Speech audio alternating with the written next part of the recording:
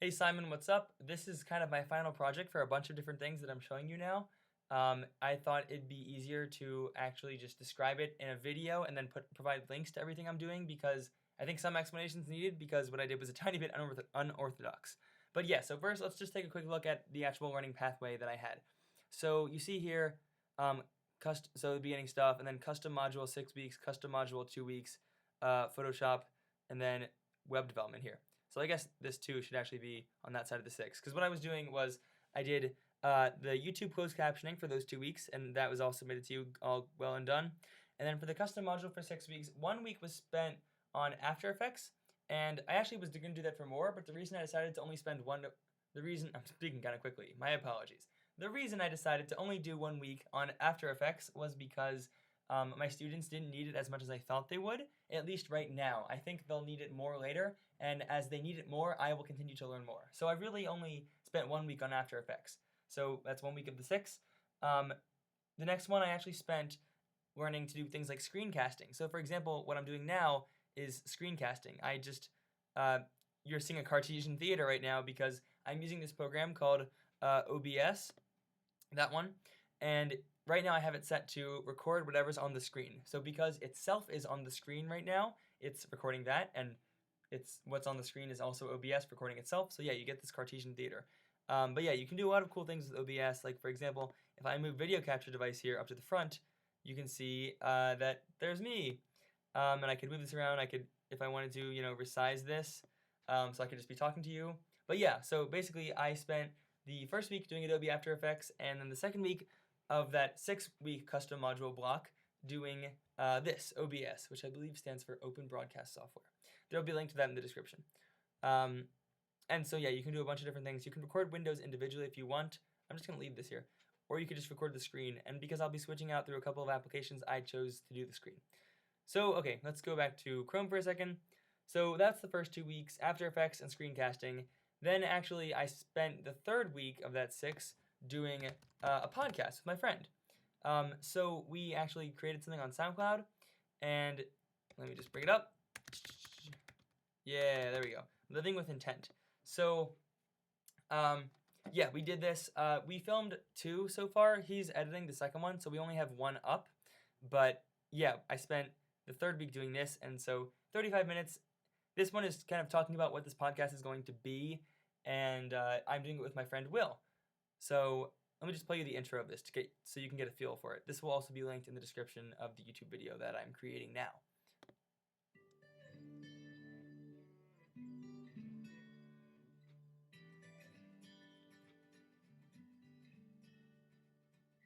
All right, hello, I'm Matt Mignonia. This is Will. Hi everybody, I'm Will Ferguson. And this is our first take at a podcast. So let's actually just first talk about why we wanted to do this. Yeah. So yeah, you kind of get the idea. I mean, if you fast forward it, right, it's just... do a lot of things that don't really make sense. I think you'd actually enjoy listening to it. We talked a lot about education and almost wellness, right? How people can stay healthy. So again, there'll be a link to that. That was what I spent the third week doing, right? So there are 3 left, according to this module. I spent 2 of those last 3 doing things with Final Cut Pro, and I'll actually show you that in a second. And then the last week, I actually cut out because, so if you see here on the My Learning Pathway, with the 6 weeks here, it goes into 10, and then Photoshop goes into 3 weeks, and then this one kind of goes extra. So web development, I'm doing that currently, and that takes 3 weeks, and I believe it's week 13. I hope it's week 13. So I kind of cut that 6th week out of custom module. So first 2 After Effects, then 3rd screencasting, 4th podcast, first 1 After Effects, 2nd screencast, 3rd podcast, and then next 2 Final Cut Pro. And I believe I didn't mention this yet, but the After Effects video that I showed you before will be linked in the description. It's the one of the green screen where I had to sort of key it and take the green screen out and put the woman in and made a ghost effect. So that was what I did in the 1 week of After Effects that I spent with it. But so now let me show you what I did in Final Cut Pro. So let's go over to that. Okay, cool. So I did a bunch of different things in Final Cut Pro, but I focused specifically on a couple of things. So those things were basically a lot of complex masking and making compound clips. And then actually one super small thing, which actually I found really helpful, which was moving a command point. So let me just show you these three things that I found. So, okay, this is sort of the Final Cut Pro, right? If you take any clip, the command or the anchor point is naturally in the middle, right? So if you move this, if you pull it out down to the left, it's gonna drag everything and it's gonna be centered around that anchor point, right? But let's say, and I had this. This is always the way it had been. Control Z. There we go. But let's say you wanted to just expand the top, without having to do that, or well, I guess, well, yeah, if you wanted to distort it, yeah. Let's say you just wanted to expand it upwards like this, but you wanted the bottom right corner to stay in place. You can basically take this anchor point and set it. So okay, so the anchor right now is at 0, 0, but this clip, I think it's 1280 by 720. Let me check. That's 1280. Nope, it's not 1280 by 720. What oh geez, what are the dimensions here? Hang on a sec. Oh, okay, it's 960. So 960, and then I think 540, right? Yeah, that should be it. Negative 540. So there. Now the anchor point is set at the very bottom, right? And then if we put x 960 and then negative 540, negative 540, then we'll have the anchor point at the bottom. And now if I wanted to, I can drag this, and it'll leave that. Why did that just happen? All right, interesting. It'll leave that bottom corner exactly where it was before, but it'll drag it just like that. So that was something helpful I found at one point. Very basic but helpful. And I'll show you now the other things I did. I'll just undo all that so it doesn't have to waste time rendering. I found all that very helpful for resizing certain clips, and I never actually knew you could do that before. So okay, so that was one thing. The next thing would be compounding clips. So there were a bunch of instances where I had to combine a lot of different clips together, and I stacked a lot of clips on top of themselves, and it was getting to be really just a pain and really hard to follow. But I realized that you could actually compound clips. So for example, oh my gosh, whoops. You can see that all these clips kind of look the same, except this has this thing here. And when I click on it, that's because it's a compound clip. So when I click on it, you actually see that it's a nest of these 4 clips, which are also compounded. So I'm actually going to go back into that in a second, but let me show you the reason why I had to compound it, because it's the last thing I was learning in Final Cut Pro in these 2 weeks, which was sort of complex masking. So check out this clip for a second. This is what the hand looked like right here, right? But I'm actually going to, here, let's see, I'll make it bigger so you can see it. That is what the clip was, right? But I'm going to advance it frame by frame, and I'm going to, I'll leave the volume on, that's fine. Actually, there we go, I turned it off.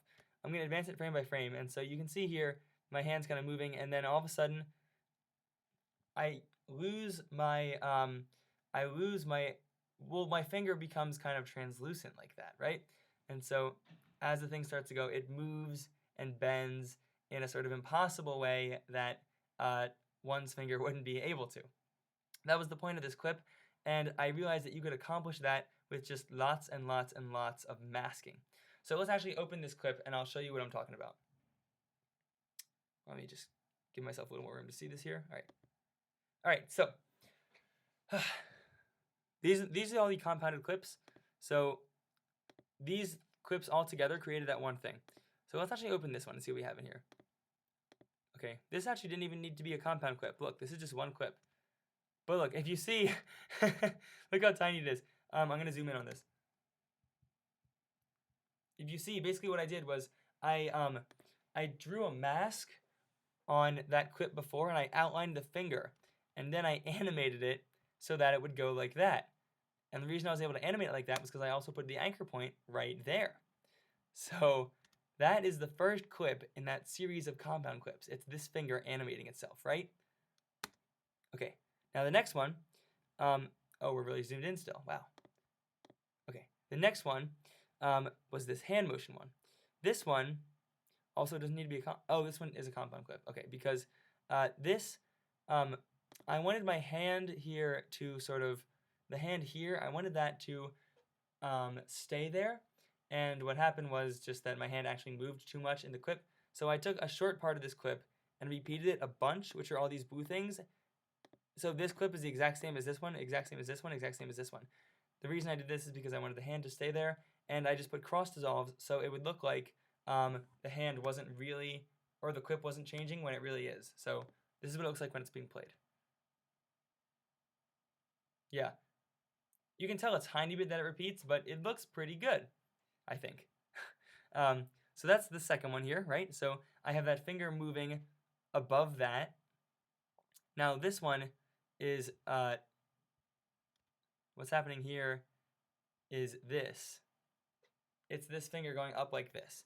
And what I did for that was I sort of masked this because I had to draw a mask around this area so that I had to draw a mask around here because I took some of this finger out here, remember? So I drew a mask for sort of this part here, and then I applied that over.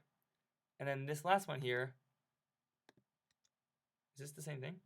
Oh, I think I have a couple, I don't think these things all needed to be combined in all honesty, but okay. Whoops. Yeah, so you can clearly see the mask that's on this one. Let's just click on, I think the mask should be able to reveal itself pretty easily. Oh, the mask isn't showing itself even though this button is supposed to. I'll have to look into that later. But I mean, you know, if you take the mask off, then, you know, you can sort of, this button is supposed to show the outline of the mask, and I'm not sure why it isn't, but you can tell that sort of I masked it, right? So same deal for this one. Oh, here we go. Now we're seeing the mask. Cool. Yeah, okay. So that's I basically had that hand laying still, and then I masked that part so the finger would stay there, right? And then for this one, I just masked that as, this is the one where the middle finger was up, or excuse me, the index finger was up. And I masked the sort of part behind the finger and put it up. And then this last one was the actual hand. So the reason I have multiple of these is because there was a lot of masking that was done. Now, I don't know if this has been easy to follow or not, but the point is that I masked sort of, I took 4 layers of this hand shot and I masked it in such a way that I could layer different parts over one another. And this took a long time to figure out. It took a long time to make good, and there's still a couple small things actually that you can tell sort of make it look a little bad. So I'll point them out actually. So look, I'm gonna put it full screen. Okay, actually I'm not gonna put it full screen. I'm just gonna zoom in here. And I'm gonna put this out first. Yeah, I'll point out the things that I still sort of wasn't able to do perfectly. So you can see here that, you can see here that the subtle sort of shift in tone, right? In the appearance of this side of the finger compared to this side, there's a mask there, and I don't know, I guess because I took them in different shots, they had slightly different light qualities to them, and I don't know if there's much I can do about that. I can always look into it, but I'm not sure. The other thing that I think is sort of the one thing I didn't really do a great job of is, you'll notice as I play this clip that this stub of the finger sort of goes in and out of focus. Watch. Yeah, like that. Now, I think the reason that happens is because of the transitions when I combined the hand clip together. Though I don't know why that's causing an issue.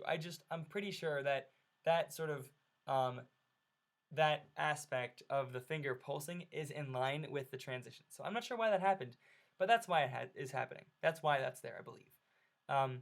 So yeah, that was very in-depth of that. And again, you know, when it's all put together, I'll unmute my computer so you can hear my voice there. But when it's all put together, it sounds kind of like this.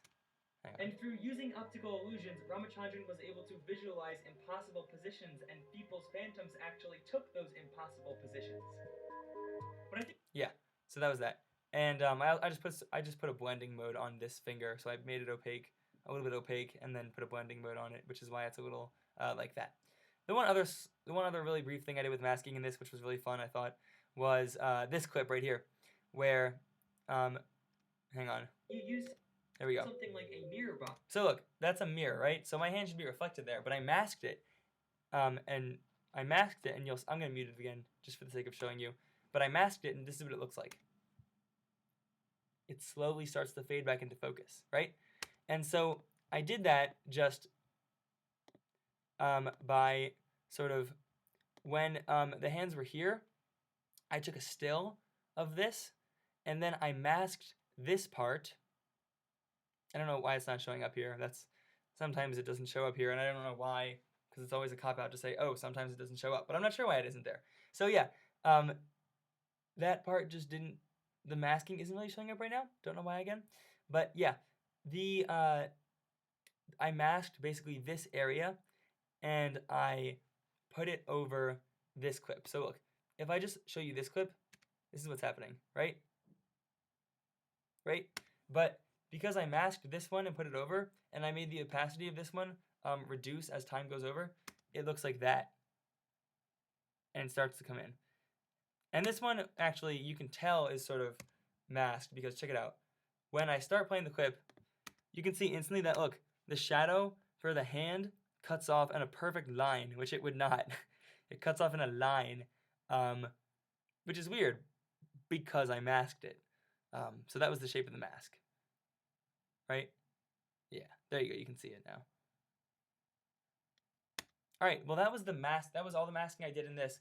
And that was really what I wanted to show you in Final Cut Pro, everything I did.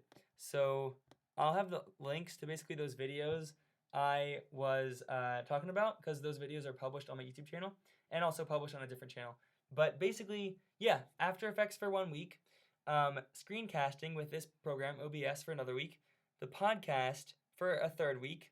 There we go. And then the Final Cut Pro effects for 4 and 5. And then the 6th week I just cut off because I needed to fit in web development. So I don't know if you want me to develop the custom modules for these, because I kind of took these are the incredibly specific things I want to learn approach to it.